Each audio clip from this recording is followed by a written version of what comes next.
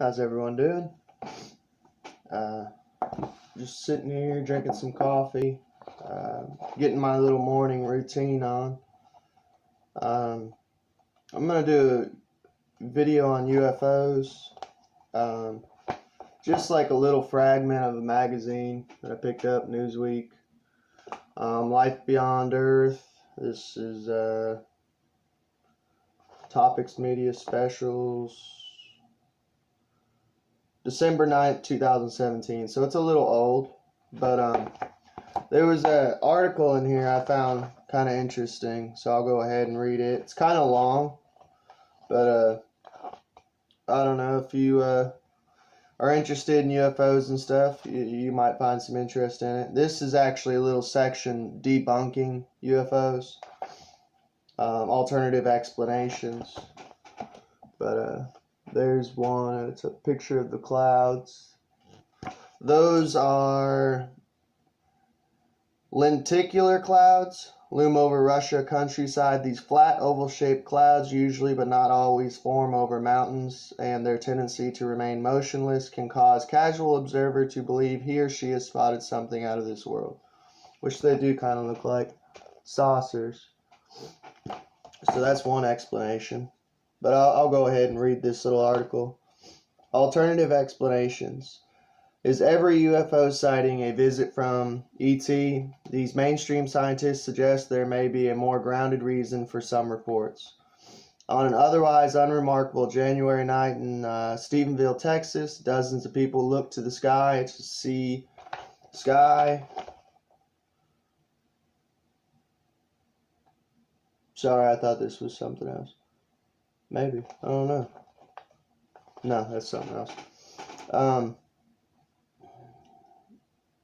Let's see.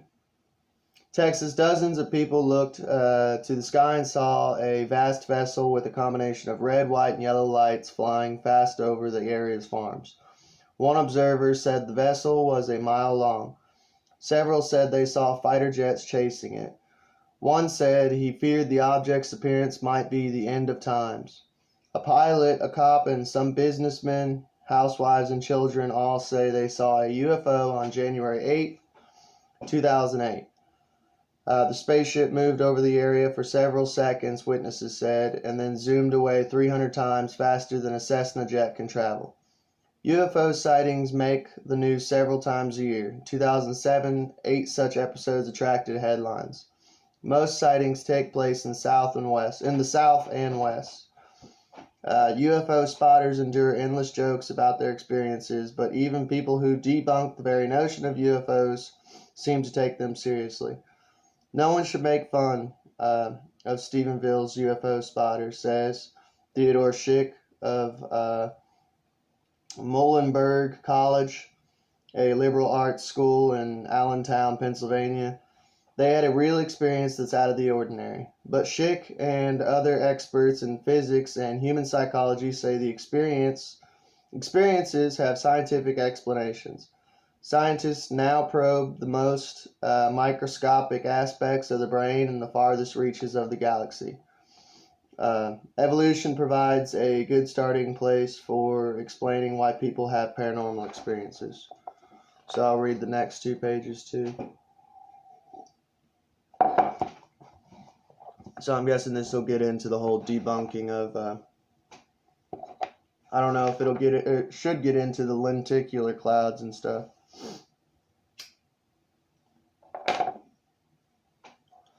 Which I stay 50-50 on what I believe. Let's see. For all but the last 10,000 years of human history, man survived by hunting and gathering plants to interpret a mysterious world. Man projected his own fears and misunderstandings onto his environment, in the enchanted view of the world. Every part of nature, rocks, trees, hills, water, was alive and filled with spirit. Even in the age of science, the human brain still projects ideas and images of the world. People have been seeing things long before they ever had any ideas about UFOs, says Robert Park, which is where you get, honestly, the whole ancient astronaut theory and stuff. Not having the right words for UFO. Professor Emeritus of Physics at the University of Maryland. In the Middle Ages, we saw demons in the dark, and other times we see angels in the things we can't explain. When people see something they cannot explain, which might happen more frequently in a noisy environment, Park says, they use images stored in their brain to complete the picture and make sense of it. Because culture is full of images, from The Twilight Zone, Close Encounters of the Third Kind, The Matrix, and UFO documentaries on the Discovery Channel. People project those sci-fi images. People seeing images also makes precise assessment that defy easy explanation. A Stephenville businessman's estimate that a mile-long spaceship was traveling 120,000 miles an hour. He says the ship moved as fast in 4 seconds as the Cessna jet travels in 20 minutes. Exceeds the average person's ability to judge distances and speed. The Austrian philosopher Ludwig Wittgenstein used the image of the duck rabbit to explain. Yeah, here's that image. I don't know if y'all have ever done that. I've actually done that on myself before. Do you see a rabbit or do you see a duck? Let's see. Yeah, use the image of the duck rabbit to explain how people construct ideas and images according to the language of their culture. The image could be viewed as either a duck or a rabbit. Studies show that some people are able to see one of the figures while others can see both. How each person interprets the image depends on both psychological and social factors. Michael Persinger, a behavioral neuroscientist at Laurentian University, takes the analysis of brain work even deeper, working with 2,000 research subjects. Persinger has shown how magnetic stimulation of different parts of the brain can activate different feelings and emotions, such as oneness with God, feelings of love and lust, anger and anxiety, and even the feeling of being in the presence of a UFO. Many UFO sightings come during a period of earthquakes when shifts in the Earth's plates alter the atmosphere's magnetic charges, so it's not surprising that people's brains could vividly experience what seems to be a UFO sighting or an alien abduction. In one famous encounter, I'm sorry, that's a little redonkulous though. To be a UFO sighting or an alien abduction, like, how does an earthquake cause you to experience an alien abduction? Like physically being abducted. That's redonkulous. That's bullshit. In one famous encounter, Persinger tried to induce a religious experience in the mind of an atheist, Richard Dawkins. Richard Dawkins is in here. That's awesome. I love Dawkins. He's an evil son of a bitch, cynical, but I like him. I like Christopher Hitchens better though. Christopher Hitchens was dope. Elias Dawkins apparently has a low level of temporal lobe sensitivity to his brain, so his brain did not react as much as others to the magnetic stimulation. That makes sense. Simple physics, scientists say, makes intergalactic space travel close to impossible. An international research team studied whether teleporting people, that is, transporting them by transmitting information about their composition like sending a fax, is possible. The answer is yes, but it would require 100 million centuries to transfer the data of, I'm not reading that one and a billion different zeros, of bits. It would be easier to walk cracks, Samuel Bronstein, a computer scientist professor at the University of New York. Proving the absence of something is always harder than proving the presence of something. So the UFO sightings continue. You cannot disprove a negative, says Park, the author of Voodoo Science, The Road from Foolishness to Fraud, a tour of various forms of questionable scientific beliefs. You can't prove that there wasn't a UFO. The best anyone can do, says Schick, is gather facts and see what theory best fits those facts. You have to compare the UFO explanation to other explanations. He says the mirror image of the UFO of the belief in UFOs is disbelief in historic events. like the moon landing. Well, that's because the moon landing was bullshit. Sorry. I hate NASA. Carl Everett, a one-time All-Star baseball player with the Boston Red Sox, evoked hoots in 2000 when he told Sports Illustrated, "Yeah, that could have happened. It's possible. That is something you could prove. You can't prove dinosaurs ever existed. I feel it's far-fetched." Scientists defend UFO believers against charges that they're psychologically deranged. People who report UFO sightings and abductions. Sorry, notification on there. And a 1993 study in the Journal of Abnormal Psychology concluded are just as intelligent, psychologically healthy, and free of fantasies as people without such experience. People with UFO experiences differed on only one known measure: sleep deprivation.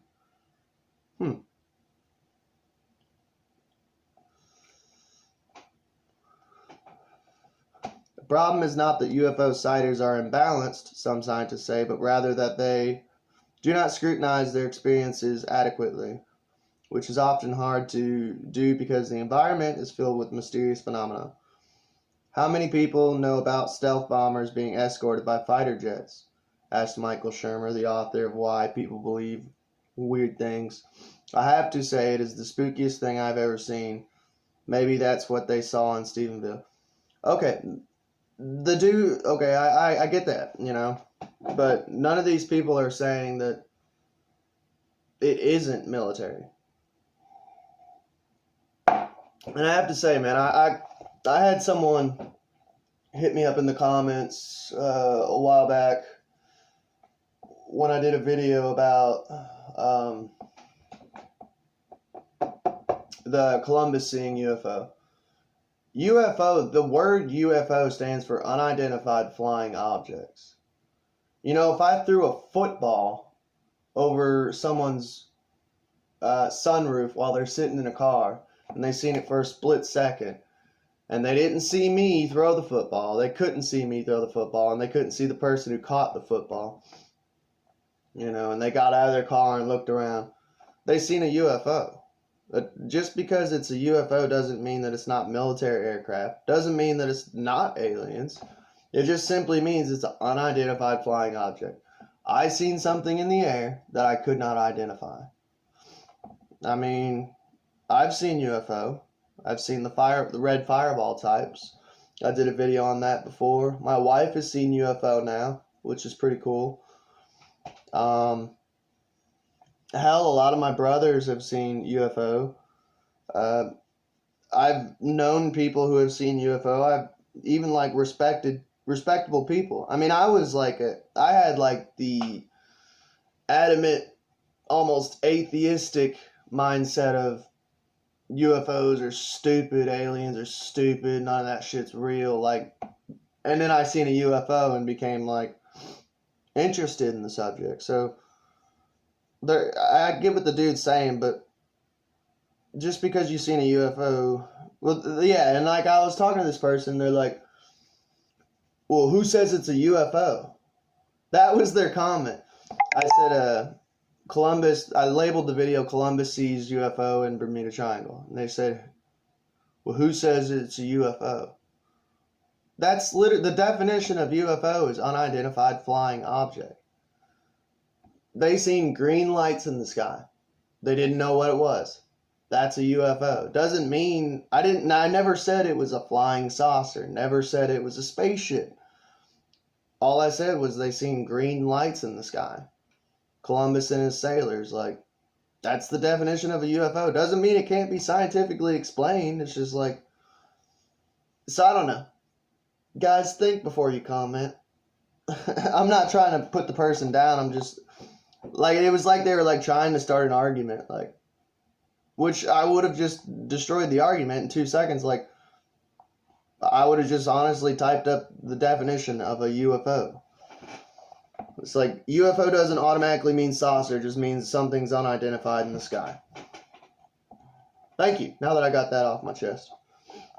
Shermer briefly believed in UFOs himself while cycling on a 3,000-mile race across America in 1983. He thought he was about to be abducted. I went hours without sleep and thought my crew members were aliens trying to abduct me, and the support vehicle was a spaceship, he says. That made me realize that when people had an experience, they really had something meaningful happen. The question is, what does that mean? The University of Maryland's Park recalls a more mundane experience more than 50 years ago, stationed in Roswell, New Mexico in 1954. So I guess he's getting into Roswell now. Well, maybe. He was driving home on a desolate road one night after visiting his parents in Texas. He saw a streak of green-blue light, so getting into the green lights again, which he recognized as the glow of an ice meteorite. Then, subconsciously primed for a paranormal experience, he believed for a few seconds that he witnessed a UFO, which he did, an unidentified flying object. It doesn't a spaceship, it just means he doesn't know what it is.